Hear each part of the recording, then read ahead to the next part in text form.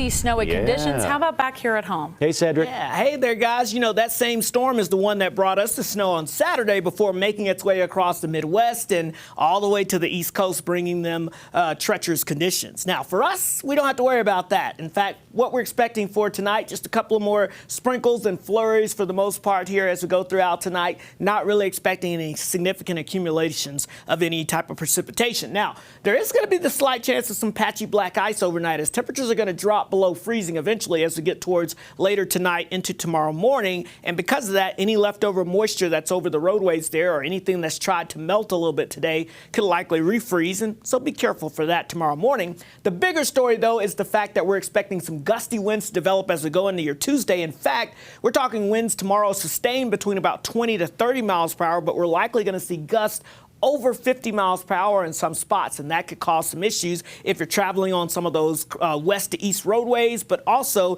of course, just in your neighborhood.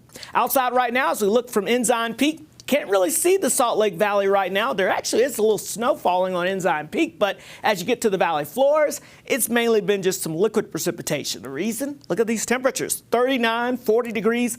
Really not cold enough for us to see a lot of snowflake activity, but we've seen those winds coming in out of the north anywhere between 5 to 10 miles per hour.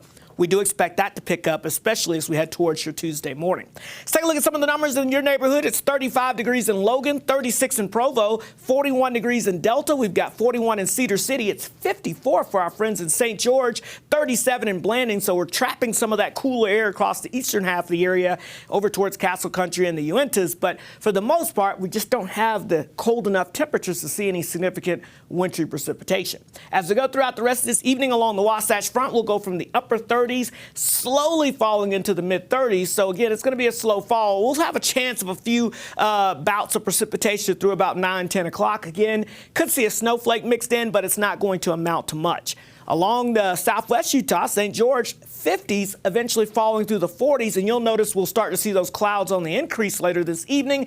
There is a very slight chance of an isolated shower late tonight or early tomorrow morning in St. George, but that chance, I think, is going to primarily stay just to your north. We'll keep an eye on it, though, because you could definitely use a little precipitation, even though it won't amount to much. All right, 18 degrees, that's where we're headed for tonight in Logan, 25 in Salt Lake City, 24 in Delta, 21 Beaver. So along the I-15 corridor, likely falling into the 20s. We'll stay just above freezing in St. George. The eastern half of the state will be in the low to mid-20s for those overnight lows. Let's look at Futurecast. You'll be able to see here we're going to be seeing any flurry or snow shower activity by 9, 10 o'clock, disappearing across the north with a little activity across the southern half of the state. A few flakes may fly in our southern mountains, but that's really going to be about it. The overall theme, that northeasterly flow, gusty winds across the Beehive State as we go throughout your Tuesday, and that's why we got these wind alerts in effect. Lower Washington County, St. George, Ivins, we've got winds that could gust up to 55 miles per hour as we go throughout the day Tuesday into Wednesday morning. And along the Wasatch Front here, along the I-15 corridor from Ogden down through Bountiful, Salt Lake City, into the Draper area there, watch out for those winds that could gust up as well between 40 to 60 miles per hour. Secure any loose items outside. That includes those leftover Christmas decorations if you haven't taken those in yet.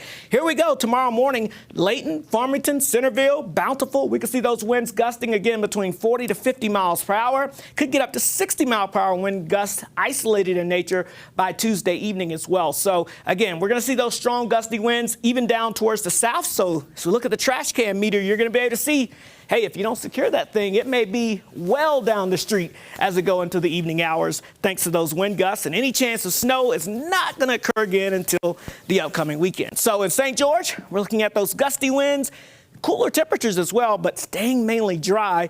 The Wasatch Front, windy conditions, cold temperatures, and maybe our next chance of snow potentially for the weekend. The trash can meter. I love it. I know. I love it. Yes, a lot of people walk out, where's my trash can? Right. That's one of those days tomorrow. What's going on. Yeah. He also refers Mr. Sun. Yeah. Our friend Mr. Sun. Our friend, I Mr. like that. Sunshine. He's My not out in daughter says northern the same Utah thing. today. He's our friend. He is Yes, our our friend, friends. isn't he?